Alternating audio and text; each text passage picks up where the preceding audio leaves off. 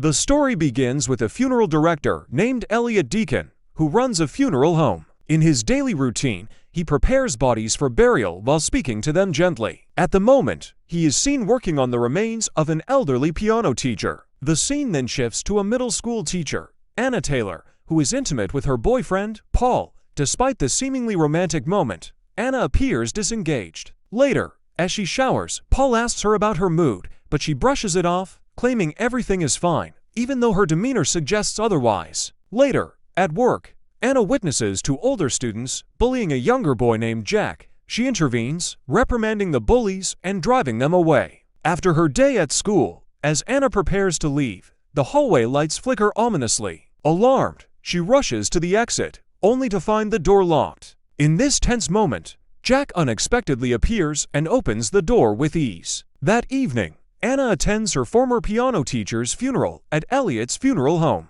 Approaching the teacher's body, Anna is startled when she briefly sees its mouth move. However, when she looks again, everything seems normal, and she dismisses it as her imagination. Later that night, Anna meets Paul for dinner at an upscale restaurant. During their meal, Paul excitedly shares news of a promotion that requires him to relocate to Chicago. He then reveals a ring, intending to propose and ask her to join him. However, Anna misinterprets his actions, believing he's about to end their relationship.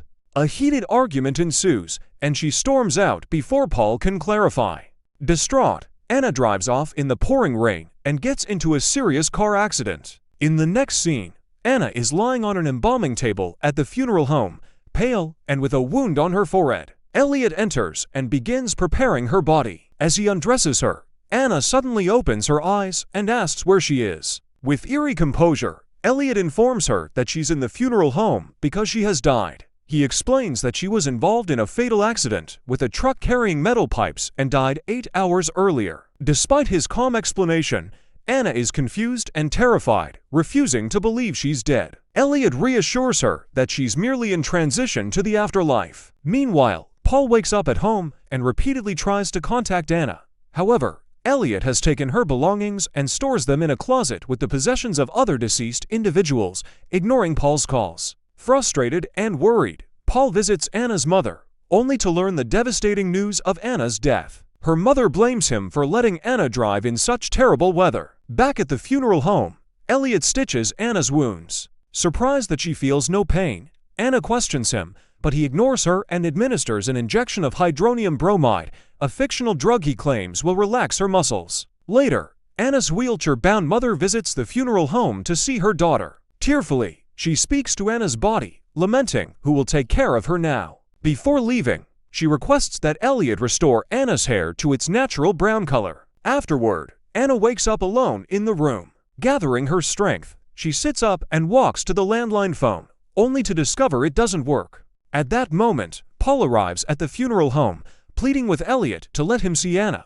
However, Elliot denies his request, citing the lack of legal rights over her. Hearing Paul's voice, Anna desperately screams and bangs on the door, but her efforts go unnoticed. Determined, Paul goes to the police station to seek help from his friend Tom, hoping to gain access to the funeral home. Unfortunately, another officer informs him that Tom is currently on patrol and won't return for some time. Paul visits the police impound and sits inside Anna's damaged car. While there, he experiences a vision of Anna, which is abruptly interrupted by Tom tapping on his shoulder. Desperate, Paul pleads with Tom to help him gain access to see Anna, but Tom admits he can't do anything to assist. Meanwhile, Anna explores the room she's in and notices another body lying on a table. Determined not to meet the same fate, she grabs a pair of scissors and waits for Elliot. When he enters, she threatens him with the scissors, but Elliot remains completely unshaken. He calmly states that she cannot harm him because she's already dead.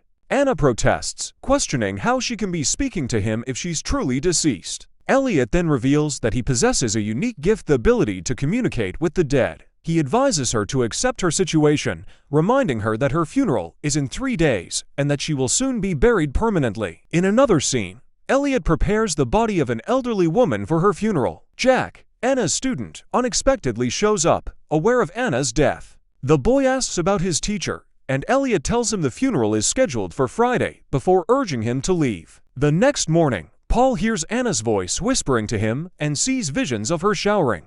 However, he quickly realizes it was just a dream. At the funeral home, Elliot returns to Anna's room with the dress she wore at her funeral. While he's distracted, Anna quietly steals a set of keys from his pocket.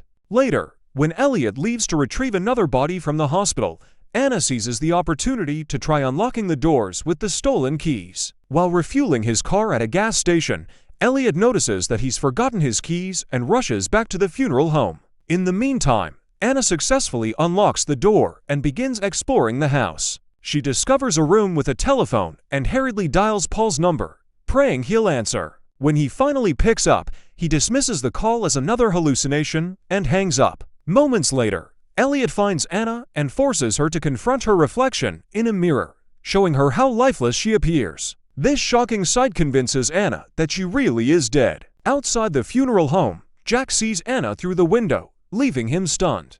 At the same time, something peculiar happens. Anna exhales in front of the mirror, causing it to fog. However, Elliot quickly wipes it away before she notices.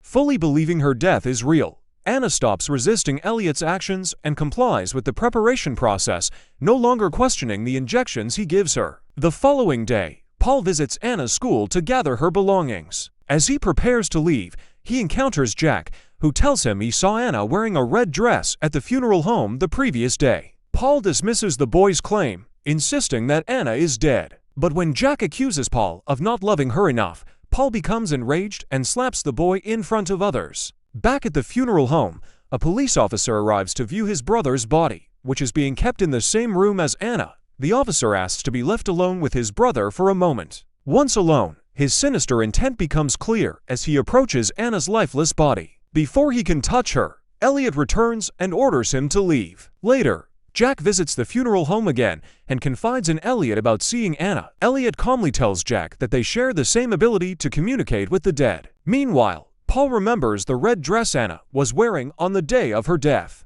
This realization makes him suspicious that she might still be alive. Rushing to the funeral home, he demands to see her, but Elliot refuses. This time, Paul ignores him and breaks in, frantically calling out for Anna. As he searches for her, Elliot threatens to call the police. Frustrated, Paul heads to the station and tells Tom he believes Anna is alive. He speculates that she has been heavily sedated, causing her heartbeat to slow to an imperceptible level. However, Tom dismisses his theory, saying there's no evidence to support it. Later, Elliot helps Anna into her funeral dress while the two engage in a heartfelt conversation. Anna opens up, admitting that she was never truly happy with her life and struggled to love Paul completely. Now, she regrets her choices and actions. The scene transitions to Anna's funeral day. Elliot places her in the coffin and prepares to give her another dose of sedatives. Before he does, Anna requests to see her reflection one last time. Elliot holds up a small mirror for her, and as she gazes into it, she notices her breath fogging up the glass. This revelation shocks her, as she realizes Elliot has been deceiving her, but she's still alive. Overcome with fear, she struggles, but Elliot quickly administers the drugs, putting her back into unconsciousness. Later, mourners gather in the funeral hall to say their goodbyes to Anna. Paul arrives shortly after and places an engagement ring on her finger. As he does so, he notices her lips and eyelids twitch slightly. Alarmed, Elliot hastily closes the coffin to prevent further suspicion. Once the coffin is buried in the cemetery, Paul, devastated and heartbroken, turns to drinking. While drowning his sorrow, Paul confronts Elliot, accusing him of burying Anna alive. Elliot cryptically responds, suggesting Paul might be right, and dares him to check for himself. Enraged, Paul nearly attacks Elliot, but the funeral director stops him by ominously warning that time is running out. Realizing the urgency, Paul rushes to the graveyard, speeding recklessly along the highway despite being intoxicated. Meanwhile, Anna regains consciousness inside the coffin. Trapped and terrified, she screams desperately for help as the air grows thinner. Paul arrives at the cemetery, narrowly avoiding accidents along the way, and frantically digs up Anna's grave. Pulling her out of the coffin, he manages to revive her. Once awake, Anna tearfully confesses her love for him. As they embrace, Paul hears an eerie sound, and Anna explains that it's Elliot's scissors snipping. In the next instant, Paul finds himself back in the funeral home, lying on a preparation table with Elliot looming over him. Elliot is calmly working on Paul's body, Just as he had done with Anna, he reveals that Paul never made it to the cemetery, as he died in a car crash on the way there. Paul denies it, insisting he's alive, but Elliot ends the argument by plunging an embalming trocar deep into his torso, sealing his fate. So this is the conclude of this story, and for more videos subscribe to Cine Recaps. We will meet in the next videos. Till then, see another cool videos.